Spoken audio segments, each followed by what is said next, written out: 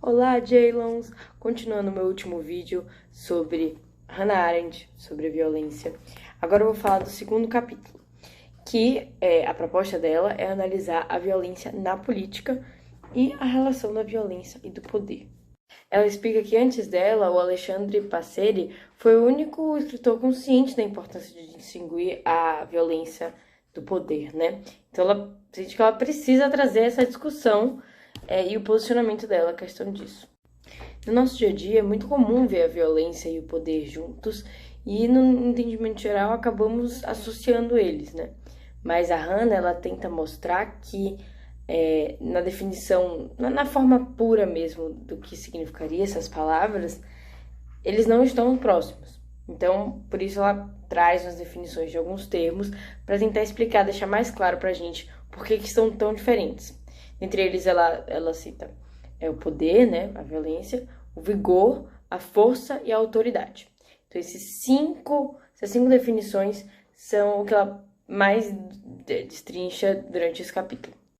Bem, o poder, segundo ela, é esse agir em conjunto, né, com um grupo que concorde com os mesmos ideais, né?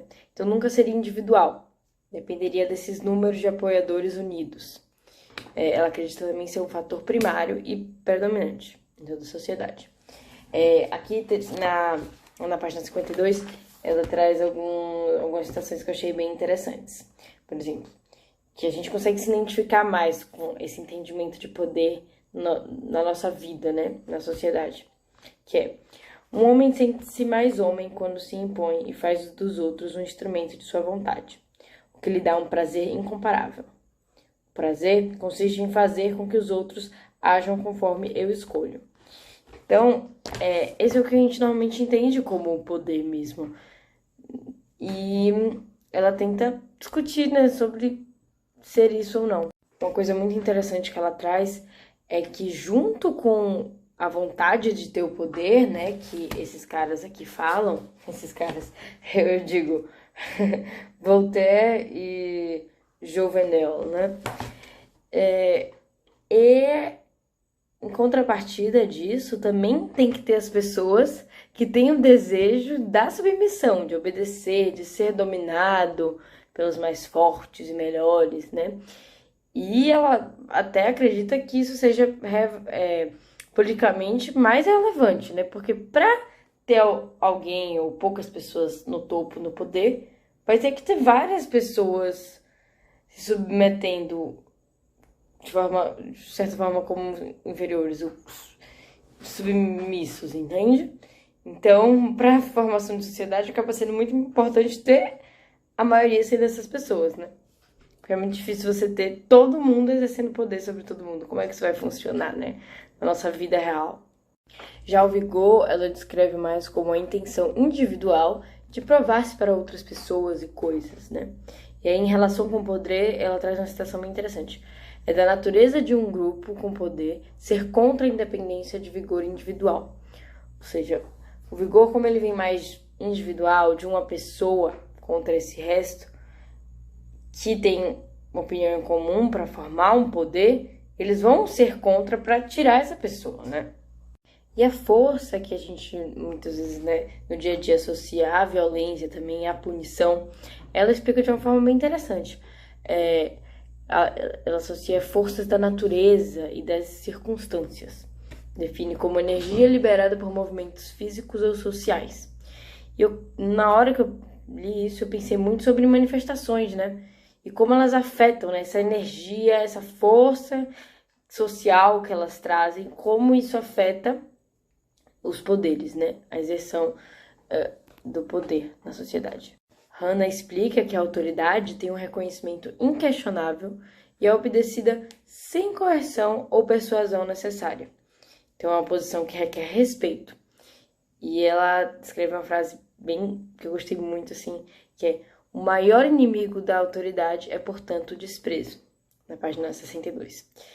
E exemplos disso na nossa vida é a relação de pais com filhos, alunos com professores, postos hierárquicos em trabalhos, na igreja, né? E agora, então, a palavra que é o tema desse livro, né? A violência. Ela explica que é implementada de propósito a partir de instrumentos e ferramentas. E aqui na página 70, explica de uma forma bem, assim, ó, precisa. A violência sempre pode destruir o poder. Do cano de uma arma emerge o comando mais efetivo, resultando na mais perfeita e instantânea obediência. O que nunca emergirá daí é o poder. Então aqui ela já começa a mostrar que é diferente. Nunca vai sair o poder a partir da violência. Apesar da gente pensar muito isso, né? Tem guerras. Por que tem guerra? Porque eles querem poder. Mas, né, no caso, na verdade, por eles estarem fazendo essa violência, é a falta de poder que eles têm, né? Então, mas é muito interessante aqui como ela traz que é uma obediência instantânea, né? Porque quando a arma tá aqui na sua cabeça, dá um tiro, você morre. Entendeu? Você não tem o que fazer contra essa violência extrema. Não tem o que fazer se não for obedecer, né? Mas não obedecer a um poder. Não obedecer porque você concorda. É porque senão é morte, né? Aqui na página 64, ela fala o seguinte.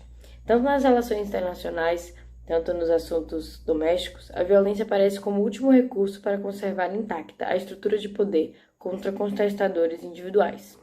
Então aqui ela explica exatamente o que eu estava falando, né? Os exemplos, né? Dentro de casa, relações políticas, que o ideal ninguém queria usar a violência, né? Então ele é tentado usar como esse último recurso de não tem outro jeito, a gente quer na ideia errônea de que para conseguir o poder, né, para conseguir fazer as pessoas te obedecerem, vai se usar a violência. Para ser autoridade, né? Essa ideia que nas definições de Hannah estão erradas, porque ela já define autoridade como outra coisa, não precisaria da violência para você ser uma autoridade. E aqui na 67, uma muito importante. Jamais existiu governo exclusivamente baseado nos meios de violência.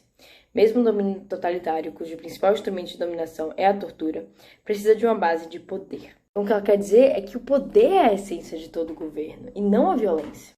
E que o domínio pela pura violência advém de onde o poder está sendo perdido. É interessante que ela vai atrás do surgimento dessa violência. Então, por exemplo, psicologicamente, o sentimento de impotência, por exemplo, gera violência, porque você se sente impotente, você quer fazer alguma coisa sobre isso e a violência parece a resposta certa. E isso reflete politicamente também, porque quando você se perde o poder, é tentador substituí-lo pela violência.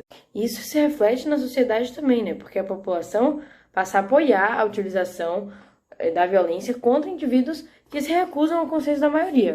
Aqui na página 69 ela fala: o poder não precisa de justificação, sendo inerente à própria existência das comunidades políticas. O de que ele realmente precisa é legitimidade. Enquanto isso, a violência pode ser justificável, mas nunca será legítima. Porque ela perde a plausibilidade, né? Então é muito interessante essa relação que ela traz de ser justificável e de ser legítimo. Já que, para concluir o capítulo, na penúltima e última página, ela fala o seguinte: para resumir, poder e violência são opostos. Onde um domina absolutamente, o outro está ausente. A violência aparece onde o poder está em risco, mas deixada a seu próprio curso, conduz à desaparição do poder.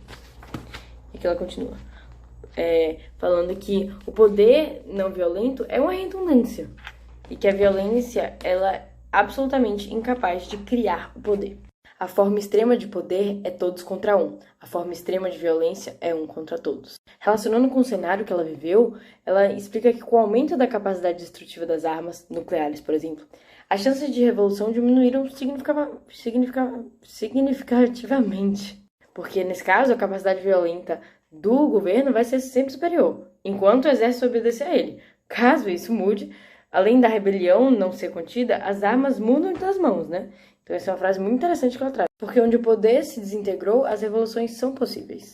Uma reflexão muito interessante que ela traz é que o rei é o que mais depende do apoio geral da sociedade. Porque até o tirano, que é um contra todos, ele já tem que ter tido e continuar tendo um grupo que apoia ele para fazer a tarefa violenta, né? E a gente vê isso muito em todos os golpes que foram militares, que fizeram do exército para estar lá, porque é a força mesmo da violência. Portanto, a tirania é a mais violenta e a menos poderosa. É isso, Jay. Espero que tenham entendido. Beijos!